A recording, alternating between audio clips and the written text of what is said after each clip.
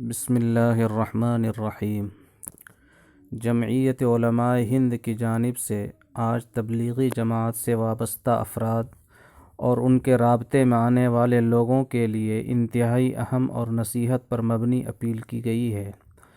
Appeal میں کہا گیا ہے کہ تبلیغی جماعت سے جڑے لوگ اور ان کے رابطے میں آئے افراد اگر تھوڑا بھی تکلیف محسوس کر رہے ہوں،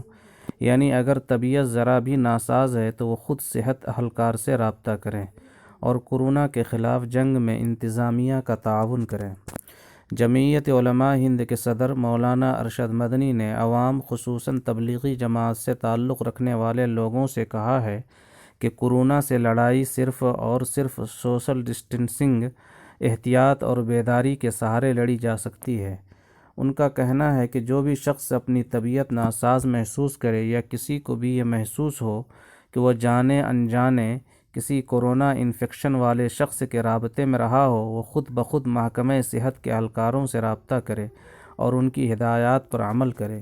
مولانا ارشد مدنی نے کورونا کے خلاف سبھی کو لڑائی کے لیے متحد رہنے کی گزارش کرنے کے ساتھ ساتھ انتظامیہ سے بھی کچھ اہم گزارش کی۔ انہوں نے انتظامیہ سے کہا کہ وہ کورونا وبا کو لے کر کسی مذہبی منافرت کے مقصد سے ہو رہی غلط تشہیر سے الگ ہٹ کر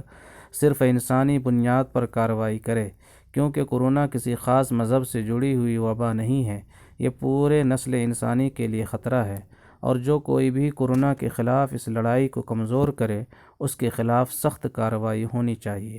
مولانا ارشد مدنی نے بھی حال میں پریاگ راج میں سرزد ہوئے ایک واقعہ کا تذکرہ کرتے ہوئے کہا کہ جس طرح سے ایک پرتشدد واقعہ کو تبلیغی جماعت سے جوڑا گیا، پھر بعد میں مقامی انتظامیہ کے ذریعے واقعہ کی تردید ہوئی، وہ شرمناک تھا۔ انہوں نے انتظامیہ سے گزارش کی کہ افواہ پھیلانے والوں کے خلاف سخت کارروائی ہونی چاہیے تاکہ کوئی افواہ پھیلانے کی کوشش نہ کرے۔